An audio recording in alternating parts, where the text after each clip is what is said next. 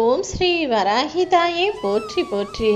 என் அன்பு குழந்தையே, இப்போது எதற்காக இந்த நேரத்தில் உனக்கு வந்து காட்சி கொடுத்தேன் தெரியுமா? ராஜயோகம்னா என்னன்னே தெரியாம எல்லா கஷ்டங்களையும் கர்மாயங்களையும் அனுபவித்து கவலைப்பட்டுக்கிட்டே இருக்கிற உன் வாழ்க்கையில யோகம்னா என்ன, அதிர்ஷ்டம்னா என்னன்றதை காட்டி அதை உனக்கு அள்ளித்தருவதற்காக தான் இப்போது உன்னை தேடி வந்தேன்.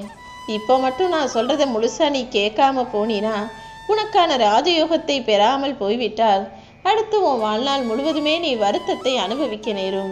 நான் என்ன சொல்றேன்னு பொறுமையா கேட்டீனா அதன் மூலமா பல புரிதல்களும் தெளிவுகளும் உனக்குள்ள கிடைக்கும். அப்புறம் என்ன, யாராலுமே உன்னை ஜெயிக்க முடியாது. பேரதிர்ஷ்டத்தோடும் பெருமிதத்தோடும் பெருமையான வாழ்க்கையை சிறப்பாக நீ வாழ்ந்து இந்த உலகத்திலே உயர்ந்து நிற்பாய் என் செல்லமே. உனக்கு யாருக்கிட்டையும் சிரிச்சு பேசி மயக்க தெரியாது. அழுது நான் நினைச்சது தான் நடந்தே ஆகணும்னு சாதிக்கவும் தெரியாது. சிரிச்சு பேசி யாரையும் கெடுக்கவும் தெரியாது. ஆனா அன்பை காட்டணும்னா எல்லார்கிட்டையும் அள்ளி அள்ளி வழங்குற. கோபத்தை காட்டணும்னாலும் நினைச்சவனே உன் கோபமான முகத்தை காட்டி வார்த்தைகளால் கோபப்பட்டு பேசி விடுகிறாய். இது எல்லாத்தையுமே நீ கொஞ்சம் மாத்திக்கதான் வேணும் என் செல்லமே. சிரிச்சு பேசி மயக்க தெரியாம, பொய்ய அழுது பேசி நடிக்க தெரியாம, வாழ்க்கையின் யதார்த்தத்தை ரொம்ப யதார்த்தமா வாழ்ந்துகிட்டு இருக்க என் அப்பாவி பிள்ளையான உன் வாழ்க்கைய அழகாக மாற்றத்தான் நான் வந்திருக்கேன். எல்லாருக்கும் எவ்வளவோ நீ நன்மைகள் செஞ்சும் கூட நன்றி கெட்ட மனிதர்களாக நீ செஞ்ச நன்றியை மறந்துட்டு உனக்கே கெடுதல் செய்யக்கூடிய இந்த உலகத்தை நினைச்சு நீ வருந்தாதே.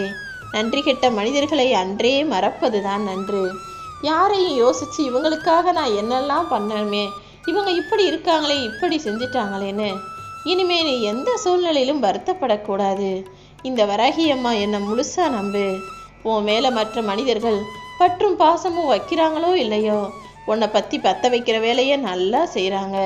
நீதான் உன் கூட இருக்கிறவங்கள யார் உண்மையா உன் மேல அன்பா பாசமா இருக்காங்க, இல்லை பொய்யா பேசி பத்த வச்சு உன்னை பற்றி இல்லாத பொல்லாத வதந்திகளையும் பரப்புறாங்கன்றத புரிஞ்சு நடந்துக்கணுமே செல்லமே. உன்கிட்ட அன்பா பேசுற எல்லாரும் உண்மையாகவே உன் மேல அன்பு வச்சிருக்காங்கன்னு நினைச்சினா நீ ஏமாளி பிள்ளை தானே. அவர்களுடைய போலி அன்புக்கு பின்னால உன்கிட்ட அவங்களுக்கு ஒரு காரியம் நடக்க வேண்டி இருக்குதுன்றத புரிஞ்சுக்கோ.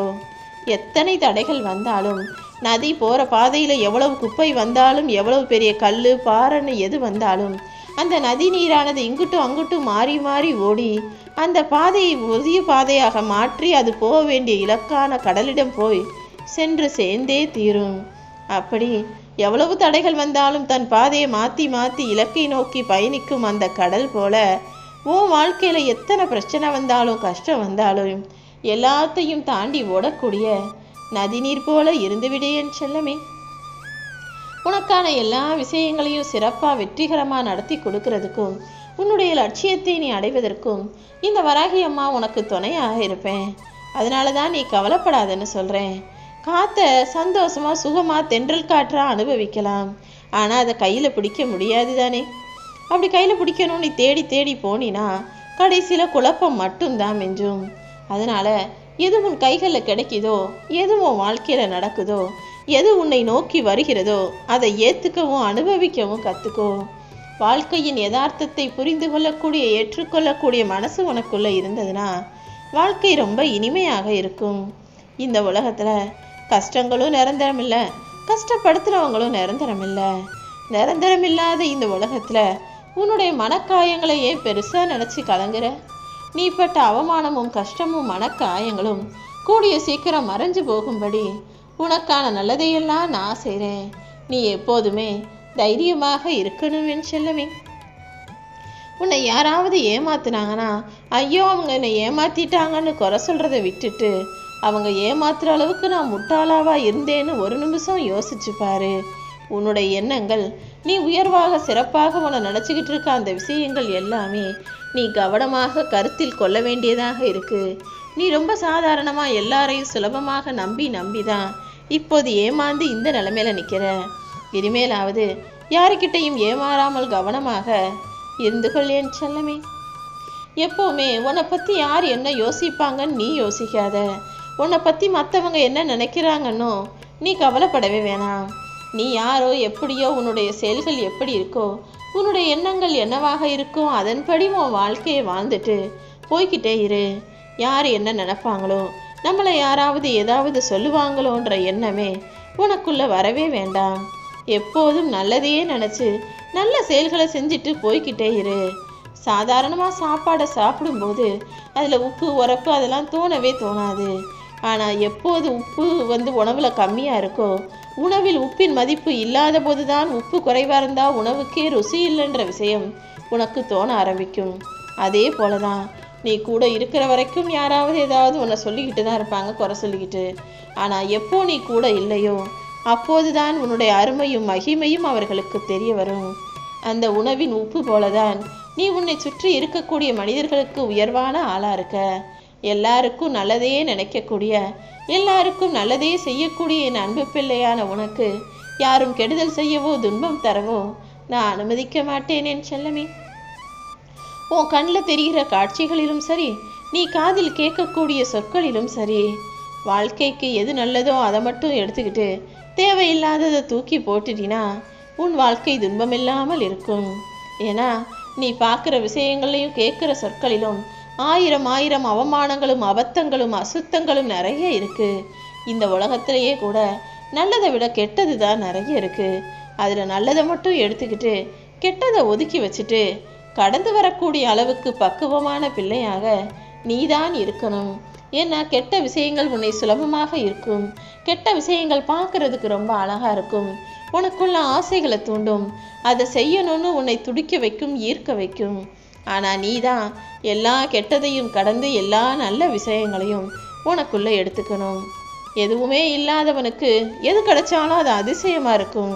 ஆனால் எல்லாமே இருப்பவனுக்கு எது கிடைச்சாலும் ரொம்ப அலட்சியமாகத்தான் தெரியும். உனக்கு எது இருக்கோ இல்லையோ, உனக்கு கிடைக்கக்கூடிய விஷயங்களை மிக உயர்வாக நினைக்க பழகு.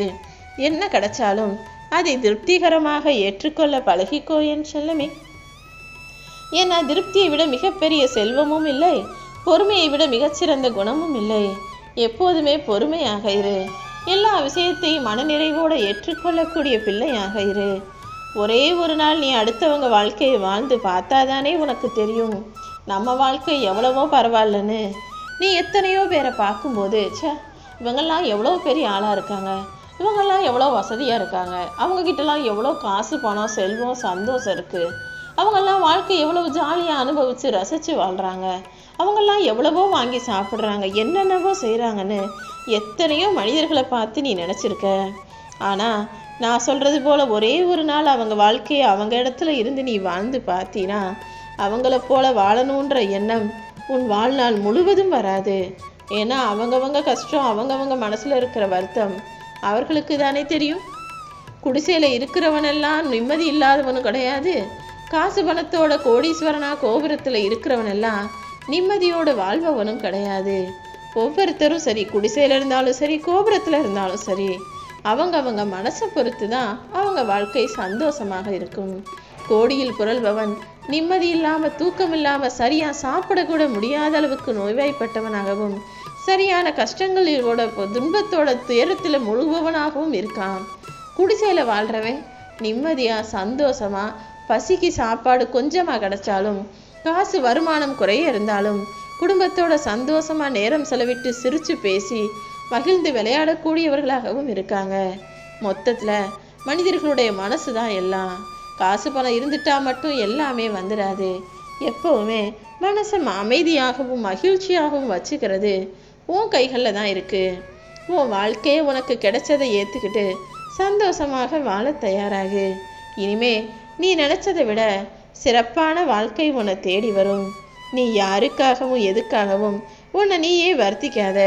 யாரோ ஏதோ சொல்லிட்டாங்க, யாரோ ஏதோ செஞ்சிட்டாங்கன்னா அதை நினச்சி நீ கவலைப்பட்டுக்கிட்டே இருந்தால் மட்டும் உனக்கு நல்லது நடந்து விடுமா என்ன? நீ கவலைப்படுவதாலேயோ வருத்தப்படுவதாலேயோ கோபப்படுவதாலேயோ எந்த நன்மையும் கிடைச்சிடாது. தேவையில்லாத மனக்குழப்பமும் கஷ்டமும் தான் மிஞ்சும். அதனால தான் என்ன நடந்தாலும் சரி, என்ன கிடைச்சாலும் சரி, போதுன்ற மனசோட மகிழ்ச்சியாக வாழ பழகிக்கோன்னு சொல்கிறேன். அதை தவிர அந்த போதுன்ற மனசும் திருப்தியான குணமும் தவிர வேற எதுவுமே உனக்கு மன மகிழ்ச்சியை தராது. போதும் என்ற மனம் நிலைதான் உனக்கு மகிழ்ச்சியை தரும்னு புரிஞ்சுக்கிட்டு வாழ்க்கையில் உனக்கு கிடைச்சதே போதும்னு திருப்திகரமாக வாழ பழகு. நீ நல்லவனா வாழ்ந்தினா 4 பேர் உன்னை மதிப்பாங்க.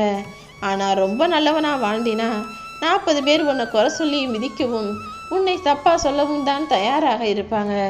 ஏன்னா இங்கே வாழக்கூடிய 95% கெட்டவர்களுக்கு மத்தியில் 5% நல்லவர்கள் இருந்தால் அதை எப்படி அவர்களால் ஏற்றுக்கவும் பொறுத்துக்கவும் முடியும்? அதனால தான் அவர்கள் குணத்துக்கு ஏற்றாற்போல நீ இல்லைன்னு உன்னை குறை சொல்லி குற்றம் சுமத்தும் மனிதர்களாக இங்கே இருப்பாங்க. நீ தான் எல்லாத்தையும் தாங்கிக்கிட்டு ஏற்றுக்கிட்டு கடந்து வரணும். உனக்கான வாழ்க்கையை நிச்சயம் மிக சிறப்பாக சந்தோஷமானதாக மாற்றுவேன்.